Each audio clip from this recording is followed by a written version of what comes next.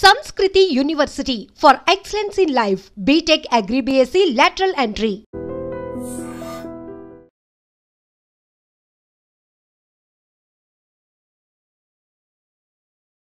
కష్టపడి సంపాదించినటువంటి డబ్బులు కానీ వస్తువులు కానీ పోతే ఎంతో బాధగా ఉంటుంది.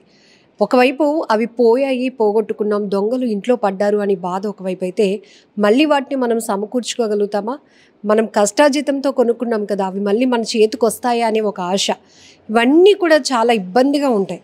అలాంటిది మన విశాఖలో షీలానగర్లో వెంకటేశ్వర కాలనీలో జరిగిన ఒక భారీ దొంగతనం కేసుకు సంబంధించి అయితే ఏకంగా అది పెళ్ళిళ్ళు. కావలసిన వస్తువులన్నీ కూడా సమకూర్చుకున్నారు. ఇంట్లో 20 లక్షల రూపాయల నగదు, బంగారం, వెండి నగలు, షాపింగ్ అంతా చేసుకున్నారు. ఇంకా పెళ్ళిళ్ళు అనేటప్పటికి ఎంత ప్రిపరేషన్ ఉంటుందో మనకి తెలుసు. అందులోనూ ఆ పేరెంట్స్ చాలా జాగ్రత్తగా అనుక్షణం ఎప్పుడు ఏం జరుగుతుందా అనే ఒక అప్రమత్తత కూడా ఉంటుంది. అలాంటిది ఒక్కసారిగా ఆ రోజు రాత్రి ఇంటి కిందే వీళ్ళంతా కూడా నిద్రిస్తున్నారు.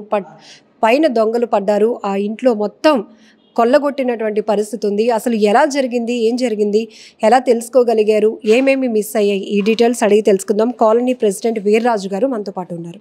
నమస్తే సార్. నిజానికి దొంగతనాలు ఈ మధ్య ఎక్కువ చూస్తున్నాం.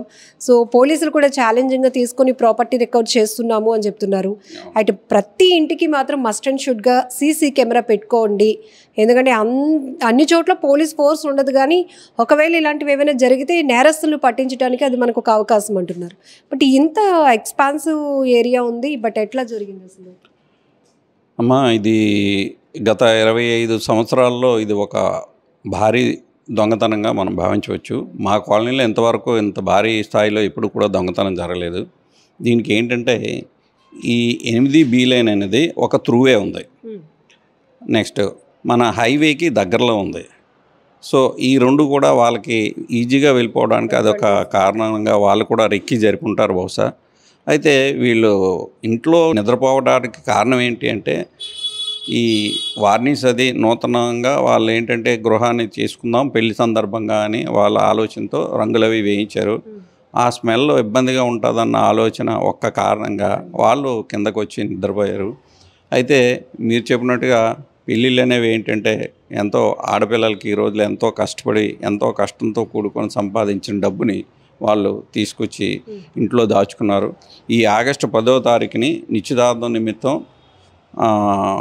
ఇంట్లో ఉన్న పాత బంగారం, వాళ్ళు కొనుక్కున్న బంగారం అంతా కలిపి ఇప్పుడిప్పుడే రేట్లు తగ్గుతున్న ఆషాఢ మాసం సందర్భంగా రేట్లు తగ్గుతున్న సందర్భంగా వాటిని వస్తు రూపంలో తీసుకుందాం అనే ఉద్దేశంతో ఆ బంగారాన్ని లాకర్లో ఉన్నదాన్ని, అలాగే ఈ నగదు ఏదైతే ఒక 20 లక్షల రూపాయల నగదు, అలాగే వెండి వస్తువులు ఇవన్నీ కూడా ఇంట్లో పెట్టి వాళ్ళు దాచుకున్నారు. ఆ బీరువా కూడా, అంటే నేను కూడా చూశాను వెళ్ళి, ఆ బీరువా కూడా అంత పెద్ద లాకర్ టైప్ ఏమీ కాదు. అంచేత ఇదిగా వచ్చేసే బీరువా అది. అంచేత మరి వీళ్ళకి ఖచ్చితంగా అదే సమయంలో వీళ్ళు ఉండరు అన్న విషయం వాళ్ళకి ఎలా తెలిసిందో తెలియదు, కానీ లేని విషయం మాత్రం వాస్తవం అనేది వాళ్ళకి తెలిసి జాగ్రత్తగా వచ్చి అక్కడ శనివారం రాత్రి 12 గంటల నుంచి ఆదివారం తెల్లవారుజాము 3:30-4 గంటల మధ్యలో ఈ దొంగతనం జరిగినట్టుగా భావిస్తున్నారు. అయితే దీనికి తెలిసిన వెంటనే పోలీస్ స్క్వాడ్ వచ్చింది, డాగ్ స్క్వాడ్ వచ్చింది, అలాగే ఫింగర్ ప్రింట్స్ అన్నీ కూడా వాళ్ళు ఎవరైతే పోలీస్ శాఖ వారు ఏవైతే నమూనాలు తీసుకొని వాళ్ళ ఫార్మాలిటీస్ ఏమున్నాయో అన్నీ కూడా జరపడం జరిగింది. అయితే పోలీస్ శాఖ వారు మీరు చెప్పినట్టుగా ఎన్నో సమావేశాల్లో చెప్తున్నారు, పత్రికా ప్రకటనలో చెప్తున్నారు, మీరు సీక్రెట్ కెమెరాలు పెట్టుకోండి, ఆ విధంగా పెట్టుకోవడం వల్ల దొంగతనాలు జరిగిన వాళ్ళని పట్టుకోవడానికి మంచి అవకాశంగా మనకు దొరుకుతుంది అని చెప్పినా సరే, మరి ఇందువల్ల వీళ్ళు నెగ్లెక్ట్ చేస్తున్నారు. ఈ సందర్భంగా నా విన్నపం కూడా ఏంటంటే, కాలనీ ప్రజలందరికీ కూడా మీరు సీక్రెట్ కెమెరా అనేది పెద్ద ఖర్చుతో కూడుకున్నది కాదు. ఒక కుటుంబంతో కలిసి సినిమాకి వెళ్తే 5,000 ఖర్చు పెడుతుంటారు. ఒక 15,000-20,000 పెడితే ఒక గ్రూప్ హౌస్కి సీక్రెట్ కెమెరాలు అనేవి పెట్టుకోవచ్చు. దానివల్ల మనకే కాదు, మన పక్కన జరిగిన వాళ్ళని కూడా మనం ఈ విధంగా పట్టుకొని వాళ్ళని రికవరీ చేసే అవకాశం ఎంతైనా ఉంటుంది. అయితే మరి కూతురు పెళ్ళికి ఎంతో కష్టపడి దాచుకున్న ఈ డబ్బు ఇంత భారీ స్థాయిలో వాళ్ళు దొంగతనం చేసి పట్టుకుపోవడం అనేది ఆ కుటుంబానికి ఎంతో వేదనకు గురి చేస్తూ ఉన్నది. ఇప్పటికీ కూడా బాధపడుతున్నారు. వాళ్ళ కుటుంబం గురించి ఎందుకంటే నాకు స్నేహితుడు కూడా అయిన గత 25 సంవత్సరాలుగా ఈ కాలనీలో ఉంటున్నాము. ఇంతవరకు ఈ స్థాయిలో ఎప్పుడూ దొంగతనాలు జరగలేదు. అంచేత ఇప్పటికైనా సరే ప్రజలు అప్రమత్తంగా ఉండి ఈ విధంగా సీక్రెట్ కెమెరాలు ఎప్పుడైతే పెట్టుకుంటారో వాళ్ళని పట్టుకునే అవకాశం ఉంటుంది. దట్టు పర్టికులర్గా ఈ వీధి వెళ్ళిపోవడానికి ఆస్కారం ఎక్కువగా ఉన్నది. ఒక 5 నిమిషాల్లో హైవే ఎక్కేసే ఆస్కారం ఉండడం వల్ల వాళ్ళు అది కూడా ఆసరాగా తీసుకొని దొంగతనం చేయడానికి వాళ్ళ పథకం ప్రకారం చేసి ఉంటారు. అందు గురించి ఈ జరిగిన వెంటనే కూడా సరౌండింగ్స్లో ఎక్కడ కూడా సీసీ కెమెరాస్లో విజువల్స్ రికార్డ్ లేదండి. అంటే కదలికలు కొంతమంది పైన అనుమానం వచ్చే దృశ్యాలు ఏమైనా కనపడ్డాయా? అనుమాన దృశ్యాలు కాదమ్మా. అంటే కెమెరాస్లో తెలిసిన వరకు ఏంటంటే ఒక స్కూటీ మీద ఇద్దరు, ఒక ఆయన పసుపు టీ షర్ట్ వేసుకొని వెళ్ళడం అనేది గమనించాం. మా గుడిలో కూడా 13 సీక్రెట్ కెమెరాలు ఉన్నాయి. అక్కడ కూడా పోలీసులు వచ్చి చూడడం జరిగింది. అందులో రికార్డ్ అయింది ఏంటంటే ఇద్దరు హెల్మెట్లు పెట్టుకుంటున్నారమ్మా. హెల్మెట్లు పెట్టుకొని రిక్కీ నిర్వహించినట్టుగా ఒక 2-3 సార్లు తిరగడం అంతా కూడా గమనించడం జరిగింది. అయితే మరి హెల్మెట్లు ఉండడం కారణంగా సరిగా మరి నిర్ధారించలేకపోయాము. అదే బండి నెంబర్ కూడా జరగలేదు. అంటే ఆ ఫోకస్ లైట్ మొహానికి బ్యాటరీ లైట్ కొట్టినట్టుగా ఉంటుంది. అందువల్ల అది కష్టంగా ఉన్నది. మరి పోలీసు వారి దగ్గర ఉన్న టెక్నాలజీతో వేరే కెమెరాలు ఏమైనా చూసి వాళ్ళు అబ్జర్వ్ చేసి ఉండొచ్చు. అదే ఇక్కడ ఇంట్లోనే ఈ గ్రూప్ హౌస్లో కానీ పెట్టుంటే వాళ్ళు హెల్మెట్లు పెట్టుకొని లోనికి వెళ్ళి ఉండేవారు కాదు. అంచేత ఈజీగా మనకు తెలిసి ఉండేది. అది కూడా మరి వీళ్ళొక అశ్రద్ధగా మనం గమనించవచ్చు. జరిగిన వెంటనే అలాగే మీడియా వాళ్ళు, పోలీస్ శాఖ వారు. రెండోది సార్, వాళ్ళు ఇక్కడే కదా ఆ రోజు నైట్ స్టే చేశారు పాపము. పడుకున్నది అవునమ్మా, ఇదే ఇంట్లోని వాళ్ళు స్టే చేయడం జరిగింది. అంటే వాళ్ళు కూడా భావించవచ్చు, ఎందుకంటే పైనే కదా మన సొంత ఇల్లు, కిందే మనం నిద్రపోతున్నాం కాబట్టి అంత ప్రమాదం ఏమీ ఉండదేమో అన్న ఆలోచన కూడా వాళ్ళకి ఉండవచ్చు.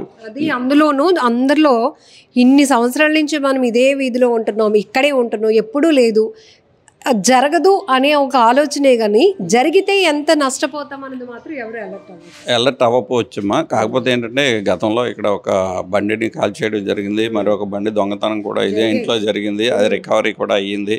అవి ఎదరగుంటా ఒక అపార్ట్మెంట్లో ఒక కొత్త స్కూటీ పోవడం దొరకడం కూడా జరిగింది.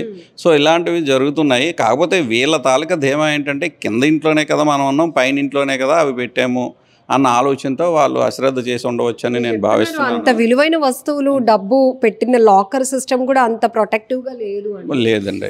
లేదు లేదు, ఒక చిన్న కప్పేశారు. అంటే దీనికి కారణం కూడా ఏంటంటే వీళ్ళు గత 2-3 నెలల నుంచి కూడా పనులు చేసుకుంటూ ఉన్నారమ్మా. తెలిసిన విషయం ఏంటంటే ఆ రోజు రాత్రి 11 గంటల వరకు కూడా మెలకుగానే ఉన్నట్టు బోగట్ట. అంటే మా గుడి దగ్గర కెమెరాలో రికార్డ్ అయింది కూడా 12 గంటల 42 నిమిషాలకి అది చూడడం జరిగింది, వాళ్ళ స్కూటీ మీద తిరగడం అదేని.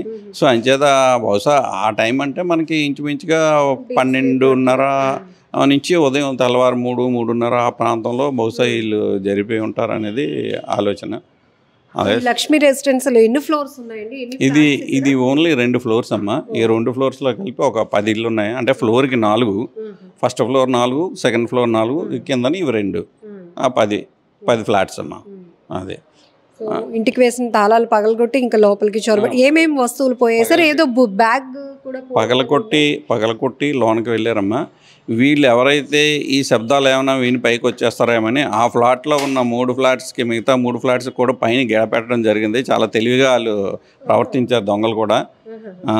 మరి వాచీలు ఒక 7 పోయాయి, అలాగే వెండి వస్తువులు కొన్ని పోయి, కొన్ని అయితే ఉంచేయడం జరిగింది. వాళ్ళు గోల్డ్ మరి ఇంచుమించుగా ఒక 700 గ్రాములు అని చెప్తున్నారు.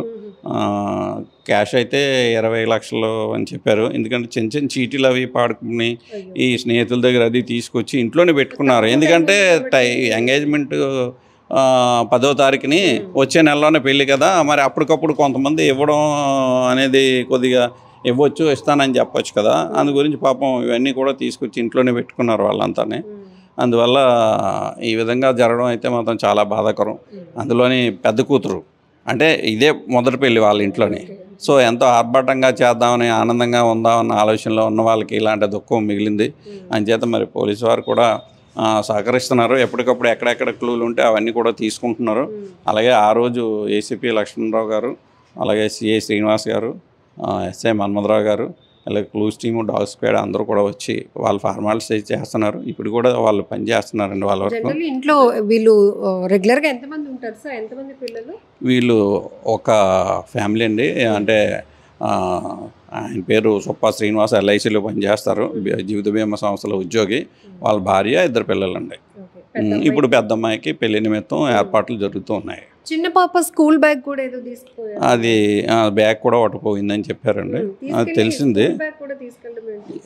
అంటే వీళ్ళు పెట్టుకునే వస్తువుల కోసం అని అది కానీ బహుశా తీసుకుంటారేమో అని అనుమానం. ఎందుకంటే మరి కొంత వెండి బంగారం ఈ డబ్బు 20 లక్షల క్యాష్ అంటే మరి తక్కువేం కాదు కదండి. ఇప్పుడు డినామినేషన్ మ్యాక్సిమం 500 తప్పించి ఏమీ లేవు కదా.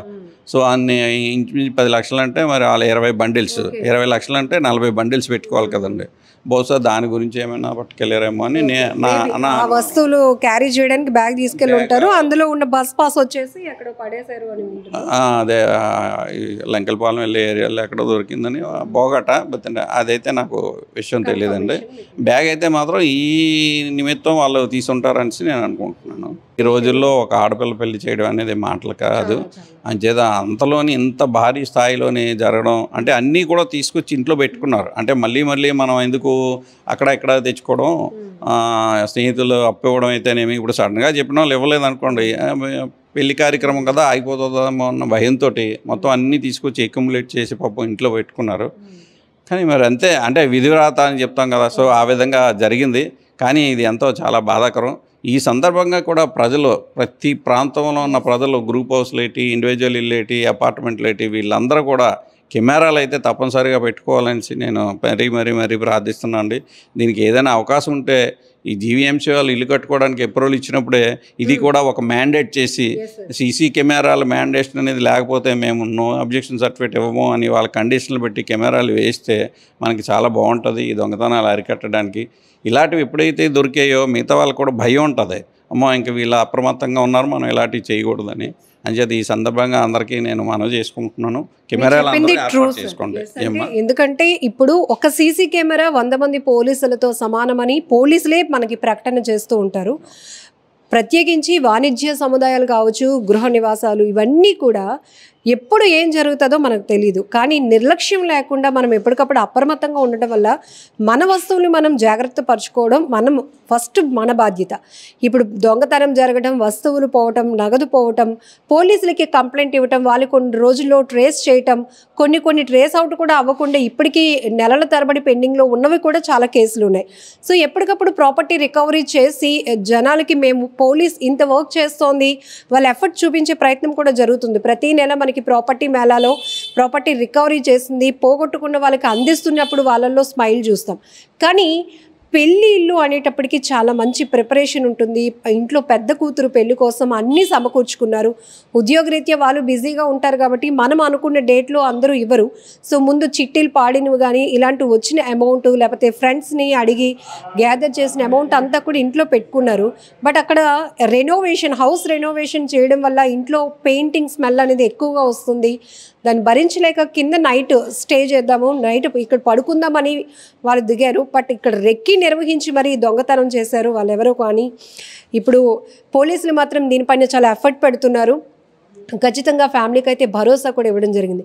బట్ ఇక్కడ మనం ఒకటి గమనించాలి, పోగొట్టుకోవడం, బాధపడటం, కంప్లైంట్ ఇవ్వడం ఇదంతా సెకండరీ. ఫస్ట్ మన వస్తువు పట్ల మన జాగ్రత్త ఎంత, ఇది కూడా చాలా ఇంపార్టెంట్. అండ్ సార్ చెప్పినట్టు ఇంట్లో మనం ఇంత వాల్యుబుల్ థింగ్స్ లక్షల రూపాయలు భద్రపరుచుకునే దానికి ప్రొటెక్షన్కి కూడా మనం చాలా జాగ్రత్త తీసుకోకుండా కొంత నెగ్లిజెన్సీ ఉంటే కనుక ఖచ్చితంగా మనమే నష్టపోవాల్సి ఉంటుంది.